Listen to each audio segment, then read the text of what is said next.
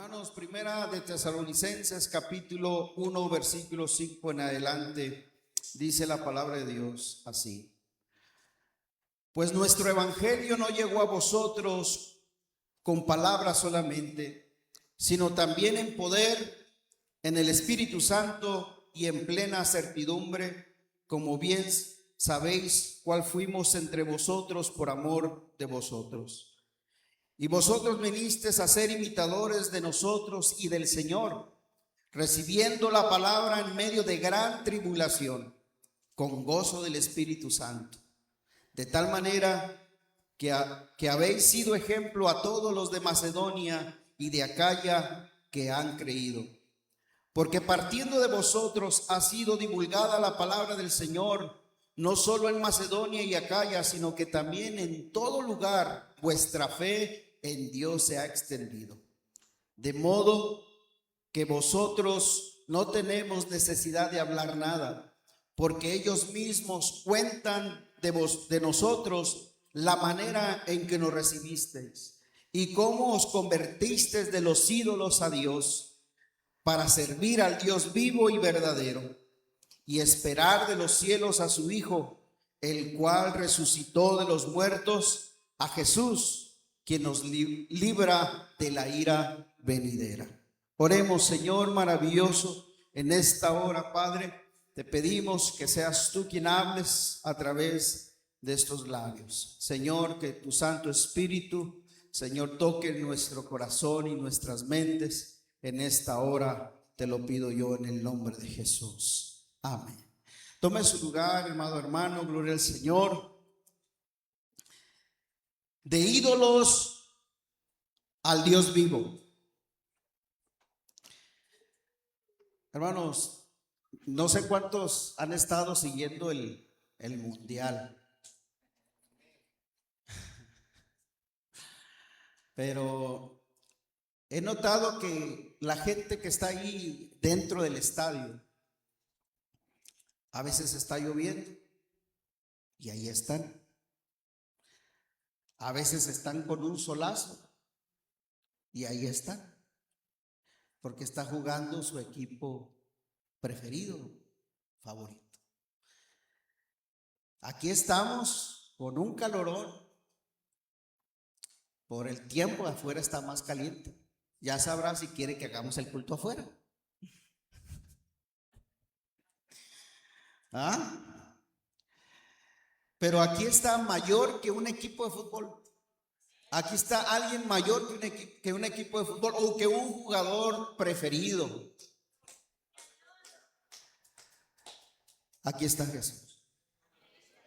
Y si el hombre ha podido aguantar 90 minutos, ¿verdad?, en la intemperie, sea lloviendo, sea en el sol, para ver un equipo perder o ganar, mayormente nosotros podamos estar aquí, que venimos a adorar al Dios vivo.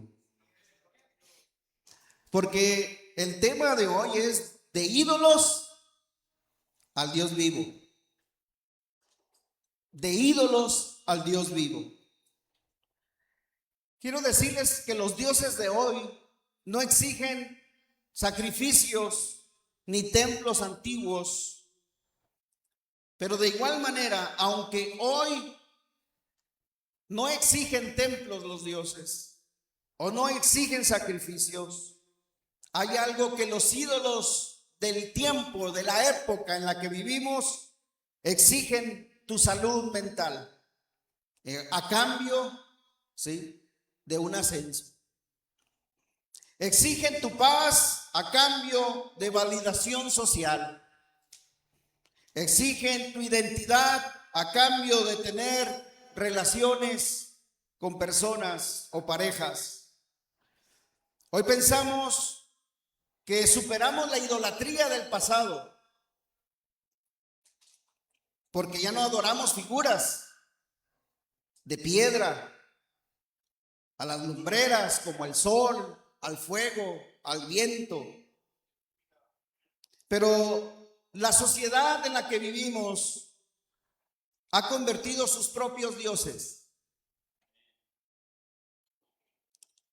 ¿Qué decir, por ejemplo, de una cuenta bancaria, de los títulos profesionales, de las relaciones personales, de la autoimagen. Estos son nuevos altares que hoy se construyen. El apóstol Pablo escribe a una iglesia que está siendo perseguida. Si usted va al libro de los Hechos, capítulo 17, se va a dar cuenta que Pablo, junto con Silas y junto con Timoteo, llegaron a Tesalónica mucho tiempo antes. Y en medio de problemas, en medio de dificultades, porque no les fue nada bien en Tesalónica a Pablo, lo echaron de ahí. Pero en medio de esa persecución, en medio de ese recibimiento, hubo hombres piadosos que estaban esperando una palabra que les cambiara el sentido de la vida. Tesalónica era una ciudad muy moderna, con muchos templos y con muchas imágenes y dioses a que adorar. Pero en medio de ese enfrentamiento hubo una iglesia que se atrevió a creerle al Señor Jesucristo.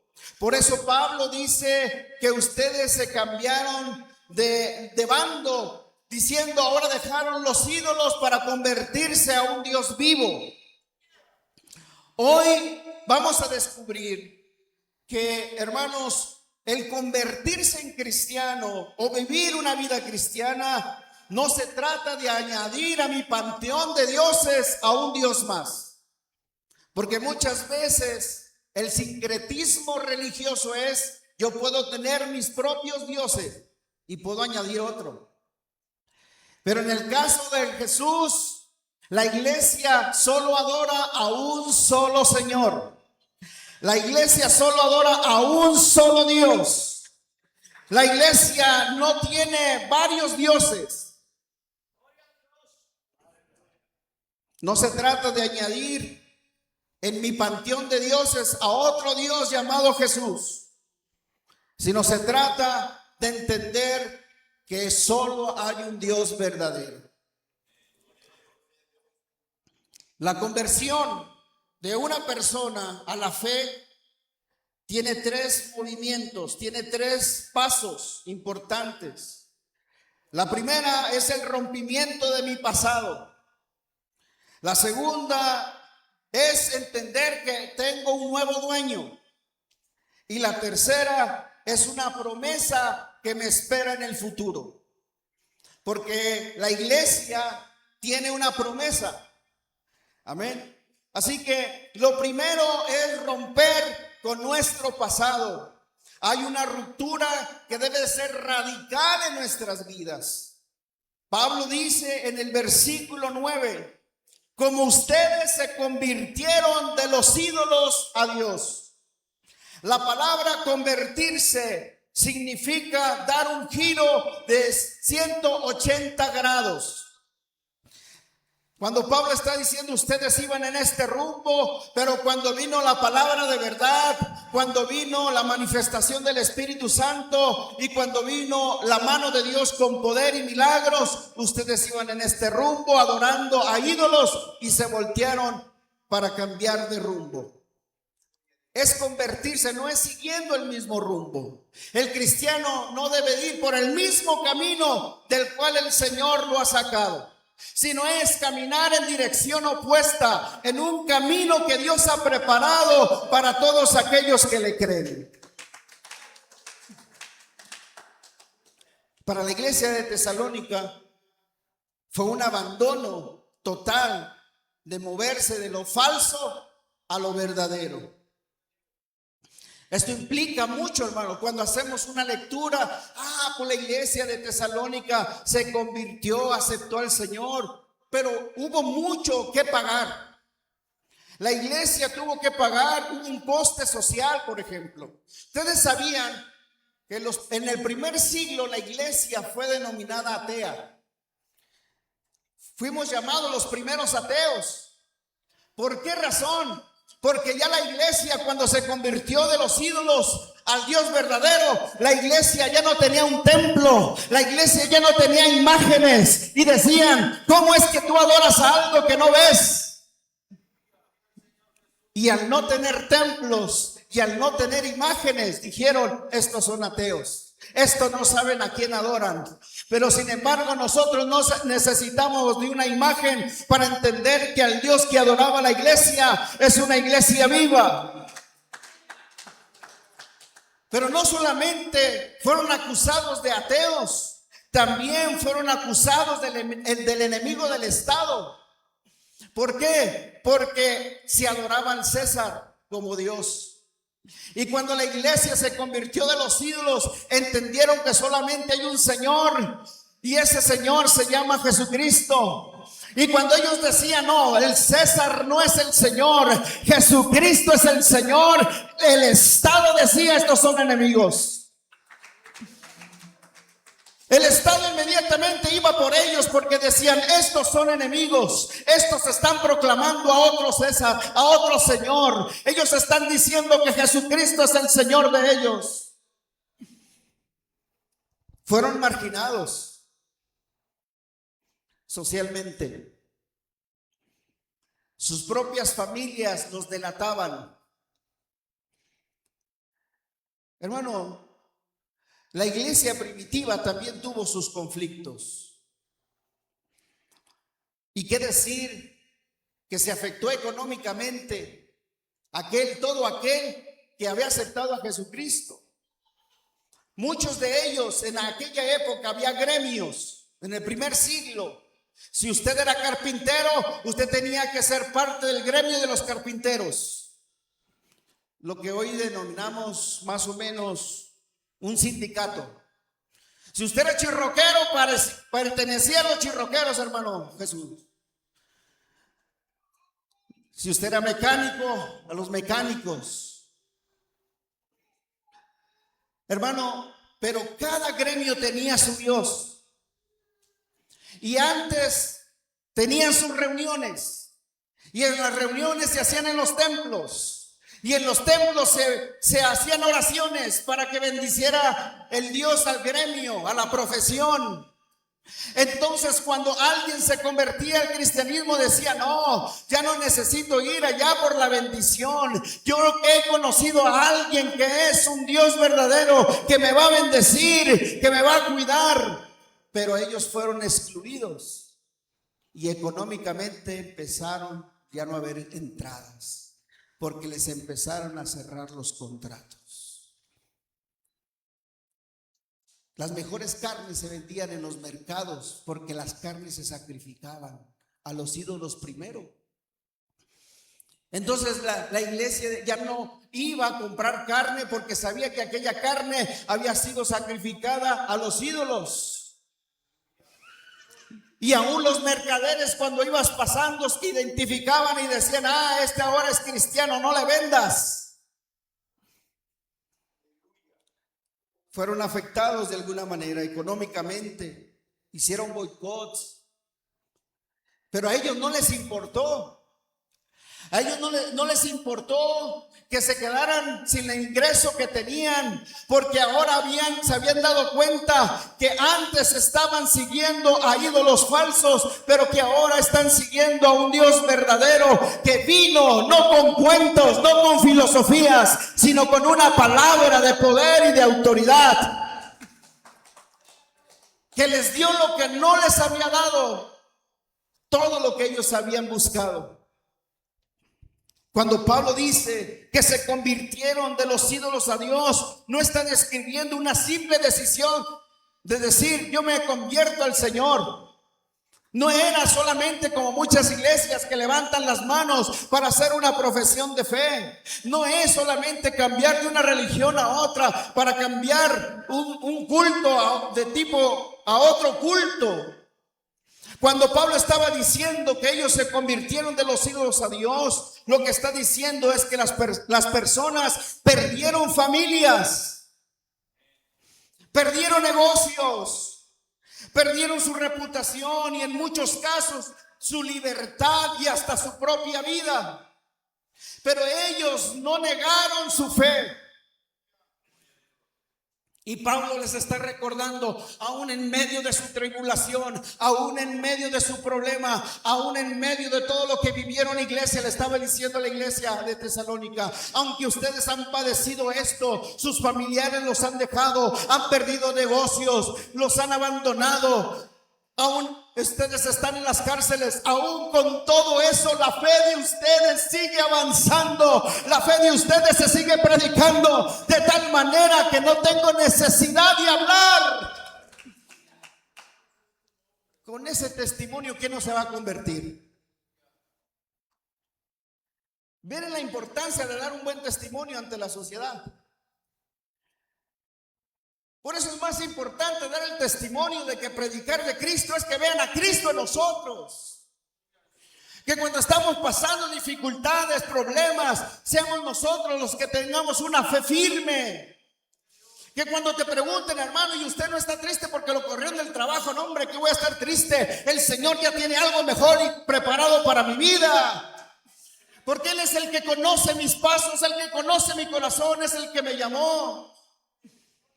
Oiga, hermano, ¿y a usted no le importa que su familia ya no le hable? Pues no me importa si ellos no quieren recibir a Cristo, al único Dios verdadero. Yo sí lo voy a recibir, oraré por ellos.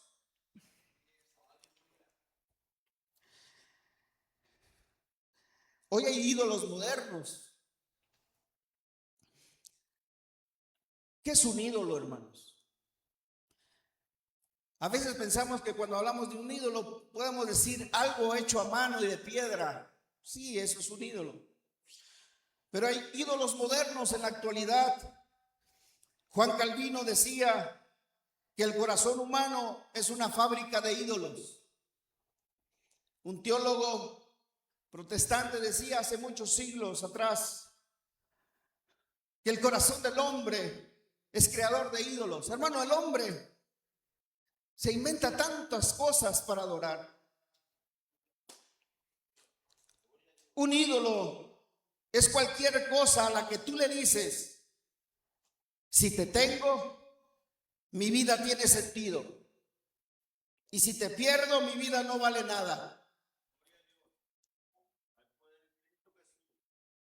Fíjese, todo aquello que toma el lugar de Dios se convierte en un ídolo. Todo aquello, y estoy hablando aún la familia y los hijos.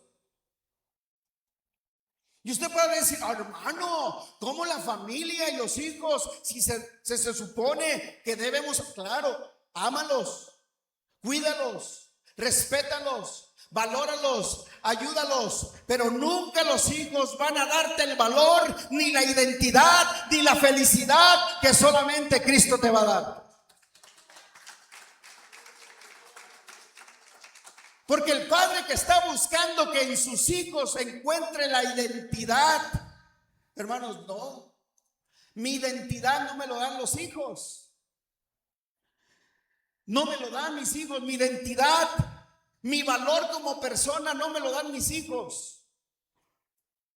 Solo hay alguien que me puede dar el valor de lo que yo soy, y ese es el Señor. Algunos tienen como ídolo sus trabajos o su éxito profesional. Y el día que se les acaba, porque pensaron, hicieron una carrera, se deprimen, no saben qué hacer. ¿Qué decir del matrimonio? No hay nada, no tengo nada en contra del matrimonio, no estoy a favor. Pero mi esposa sabe que ella no puede llenar todos los vacíos. Lo hemos platicado muchas veces. Y ni yo a ella. Y tampoco pretendo llenarlos, porque solo el único que puede llenar los vacíos es el Señor. Pero claro que debo amarla, porque la palabra de Dios me dice que debo de amarla como amo al Señor, como el Señor amó a la iglesia. Claro que debo valorarla, respetarla, cuidarla, claro, porque la Biblia me lo demanda, pero no debo de buscar en ella mi identidad, ni mi valor, ni mi felicidad. Porque hay días que está bien y hay días que no está bien. Aunque no diga amén. Hay días que estoy bien y hay días que no estoy bien. Imagínense de este hombre que hay días que está bien y que días que no está bien. Hay días que está de buen humor, hay días que está de mal humor, hay días que no me aguanto. Imagínense que ella dependa su felicidad de mí, hermano. La voy a traer como la montaña rusa, arriba y abajo, arriba y abajo. Pero cuando su felicidad depende del Señor, hermano, no importa si vienen días buenos o vienen días malos, ella estará feliz porque sabe quién la llena. Hay quien ha hecho de lo físico y de la autoimagen su Dios. Fíjense, no están contentos como son. No estoy diciendo que no se arregle, que tienen que andar greñudos, greñudas. Pero cuando dependes de cómo te ves para ser feliz, cuando tú no te aceptas como Dios te hizo, no importa qué hagas, siempre vas a sentir un vacío en el corazón. Siempre. ¿Usted cree que a mí no me hubiera gustado que Dios me hubiera hecho alto, güero, con ojos de color azul?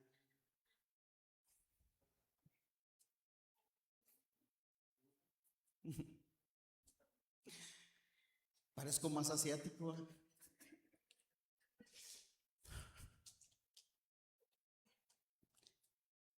Pero soy feliz. Porque mi felicidad, mi identidad y mi valor no depende de cómo me veo en el espejo cada mañana, sino de Dios. Hoy hay muchos dioses, el corazón crea muchos dioses, hermanos, que hemos puesto en el lugar de Dios, en quien gobierna nuestra vida. Hay tantos que podemos mencionar, pero cada uno de nosotros debemos examinar nuestra vida, si hemos roto con esos dioses o simplemente le estamos diciendo a estos dioses: hazte para acá porque voy a traer a Jesús a mi casa. Si usted va a traer a Jesús a su casa y lo va a hacer su Dios de su vida, hermano, no va a haber lugar para que esté Él y los demás dioses. El único Señor, el único Dios verdadero que usted necesita se llama Jesús, y es el único al cual usted debe de tener, porque sabe una cosa, Dios demanda exclusividad. La Biblia nos declara que Él no comparte su gloria con nadie. Aunque usted la quiera compartir con algo, el Señor dice: o lo adoras a Él o me adoras a mí, porque no puedes servir a dos señores.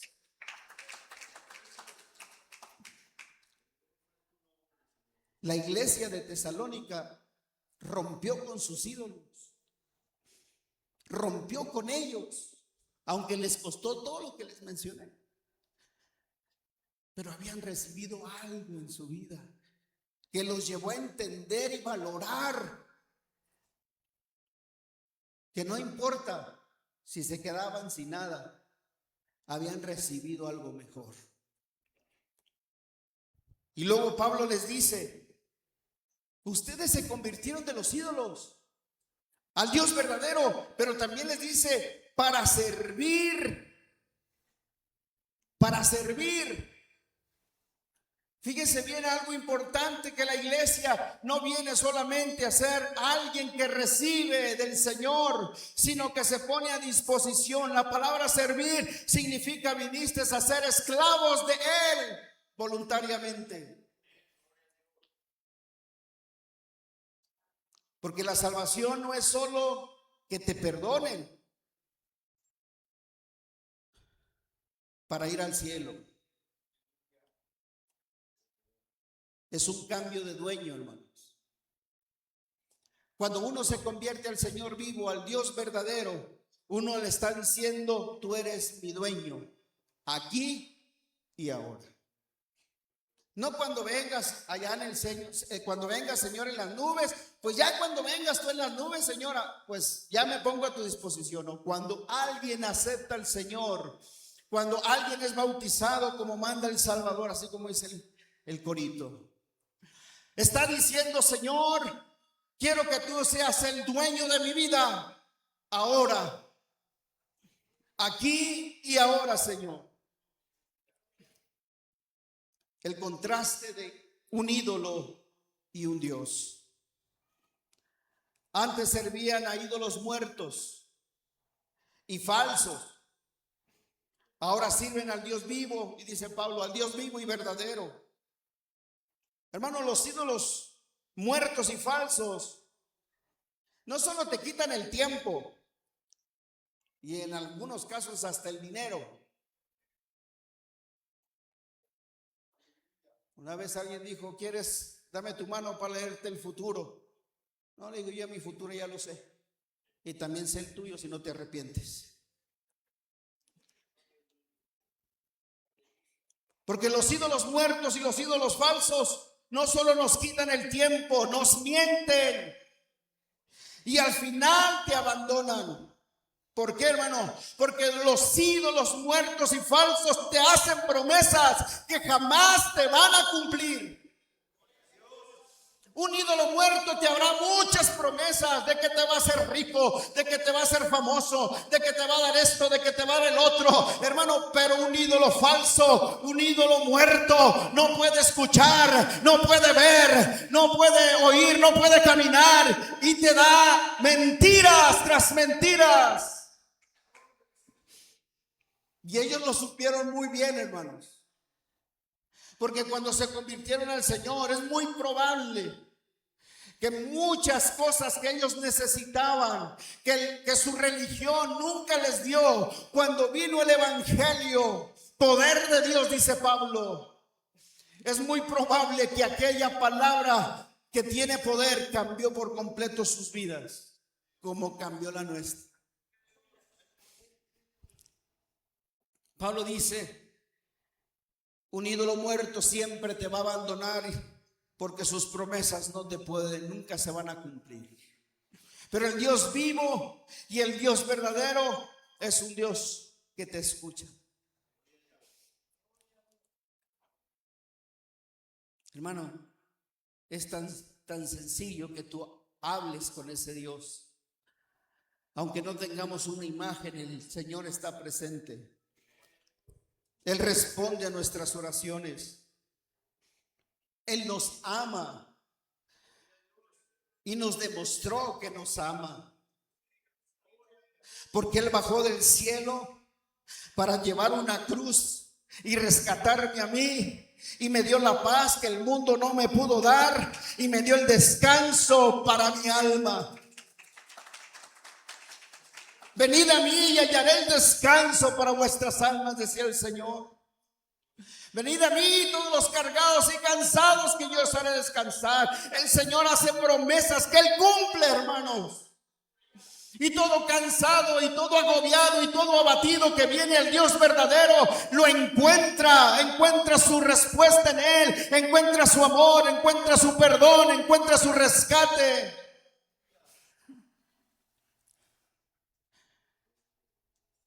Yo puedo decir: no importa si lo único que tengo es al Señor, es lo más importante. ¿Cómo vives tu vida cristiana de lunes a sábado? ¿Eres de la secreta? Nadie sabe que eres cristiano. O la gente que te ve te pregunta: oiga, ¿usted es cristiano? Y usted deja de hacer lo que está haciendo para compartir su fe. La iglesia de Tesalónica, ellos, hermanos, compartían su fe sin importar lo que estaban pasando, sufriendo, o lo que habían perdido. Cuando Dios es tu dueño, Él tiene autoridad sobre tu chequera, sobre tu calendario, sobre tu profesión, sobre tu relación, sobre tu imagen.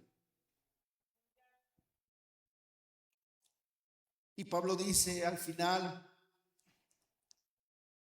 para esperar de los cielos a su Hijo, a quien resucitó de entre los muertos, a Jesús, quien nos libra de la ira venidera. La iglesia debe estar con la expectativa de que Cristo viene. La iglesia no debe estar como alguien que está esperando en la sala, esperando una respuesta del doctor. A veces estamos ahí inquietos, ¿verdad? ¿Usted ha estado en alguna sala de un hospital esperando alguna respuesta? ¿Verdad que está inquieto? No sabe qué es la respuesta, no sabe qué está pasando detrás de aquellas puertas y está inquieto y está ahí preocupado. Nuestra espera no debe ser así. Nuestra espera debe ser como cuando viene un familiar amado que viene bajando del avión y te manda un texto y dice: ya te aterricé, ya te aterricé. Oye, tú estás esperando que entre por esas puertas y estás en la expectativa, y cuando ves que entra, corres a abrazarlo y te unes en abrazo y empiezas a llorar. Yo soy muy poco emocional.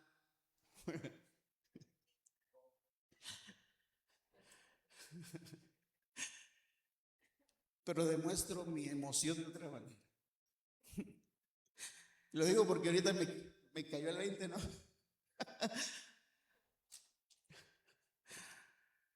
Pero hay gozo, aunque yo no corra, cuando veo a alguien que amo, hay gozo en mi corazón.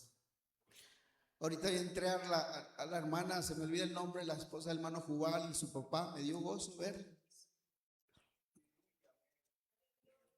Me dio gozo verles. A Lía que no ha venido, me dio gozo verla.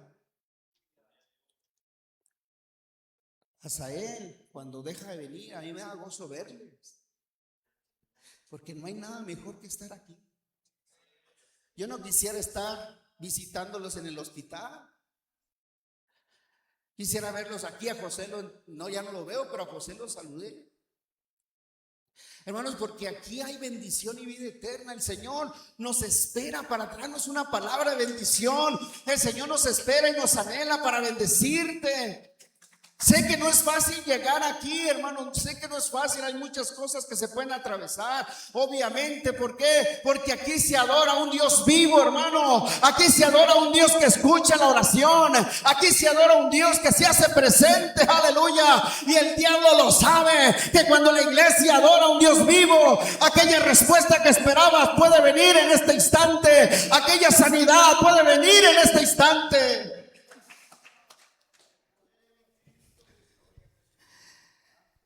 Pablo dice: la iglesia espera al Señor. Pablo también dice algo importante: vendrá la ira venidera. ¿Por qué, hermanos? Porque nuestro Dios, aunque nos ama, y nos ama con una intensidad, hermano, que a veces es inexplicable el amor de Dios. Yo no sé si usted ha encontrado la respuesta a ese amor, pero yo cuando medito en ese amor, me doy cuenta que no hay palabras para describir cuán grande es el amor de Dios. Pero así como Dios nos ama, sepa una cosa: Dios es justo y Él no ignora el pecado, y Él no ignora la injusticia. Usted y yo podemos estar tranquilos y aparentar que todo está bien, aparentar que en nuestra vida no hay pecado, que no hay injusticia. Si usted se quiere engañar, se engaña a usted mismo. Es como cuando en la escuela alguien copia en el examen. Los maestros nos decían: tú copia, el que te engañas es a ti. A mí no me engañas, a mí no me afectas, te afectas a ti mismo. pensar nosotros en que no tenemos pecado. Y la Biblia dice que el que dice que no tiene pecado es mentiroso y hace mentiroso a Dios. Por eso es venir delante de Dios con un espíritu humilde, decir: Señor, tú lo conoces todo, conoces mis pensamientos, conoces mi corazón, mis sentimientos, Señor. Y digo yo siempre, como dice David: examíname, oh Dios, si en mí hay caminos de maldad, guíame al camino eterno, no me quites delante de mí tu Santo Espíritu, Señor. Y si me ha apartado, vuélveme el gozo de tu salvación, y espíritu noble me sustente. Porque si me engaño a mí mismo y el día que venga Cristo viene una ira venidera en contra de la injusticia y del pecado. Fíjese, yo lo he dicho antes, pero Dios nos va a condenar. No, Dios no nos condena, Dios aplica la ley.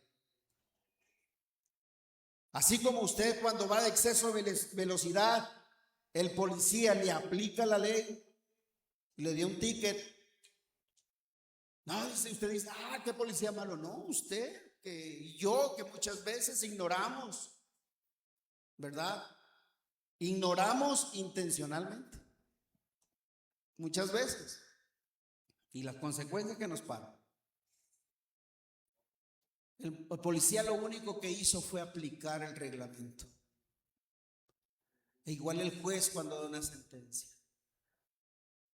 Así, cuando venga el Señor, Él llamará a cada uno, como está establecido, dice Hebreos, que los hombres mueran una sola vez y después de esto al juicio. Ahorita es cuando podemos. Ahorita que el Señor está presto para perdonar, presto para bendecir, presto para ayudar, acercarnos a Él. Nuestra esperanza no descansa, hermanos, en mi economía. ¿Cuántos esperan que el mundo se mejore? Está teniendo una falsa esperanza, porque el mundo no mejorará. Hay un mundo nuevo preparado, cielos nuevos preparados. El Señor ya tiene algo preparado, nuevo. Entonces, si yo estoy esperando que este mundo cambie, tengo una falsa esperanza. Si estoy esperando que la economía mejore en mi vida, tengo una falsa esperanza, porque ahorita quizás puedas tú con tus fuerzas, pero el día de mañana quizás no tengas las fuerzas que necesitas. O venga una enfermedad que tengas que todo lo que trabajaste darlo por tu salud. Es mejor tener nuestra esperanza en Cristo. Y si vivimos, para Él vivimos. Y si morimos, para Él morimos. Nuestra esperanza está en Cristo Jesús. Y Dios le dice a la iglesia: ustedes se convirtieron de los ídolos para servir al Dios vivo y esperar de los cielos a su Hijo, a quien resucitó de los muertos, porque nuestro Dios no está muerto, Él está vivo y está entre nosotros. A Jesucristo, el cual promete librarnos. El Dios que adoramos, el Dios que servimos, promete librarnos de aquella ira, de aquel momento. Promete librarte a ti y a mí. Fíjense la promesa que hace el Señor por haberme convertido a Él, librarme de la ira venidera. Mi esperanza tiene un nombre, se llama Jesucristo. Hermano, una conversión genuina tiene tres partes importantes: dar la espalda a los ídolos, que es el arrepentimiento; una entrega en servicio a Dios, que es el servicio, y levantar nuestros ojos en esperanza, porque Cristo viene por su iglesia. Dios nos llama al arrepentimiento. Dios nos llama a servirle y Dios nos llama a esperarle. Amada iglesia, si la iglesia de Tesalónica, con todos sus conflictos, se mantuvo firme en su fe, fue porque Dios la sostuvo, porque ese Dios verdadero estaba con ellos. Y Él promete estar contigo si tú le crees. Ponte de pie en esta tarde, hermano.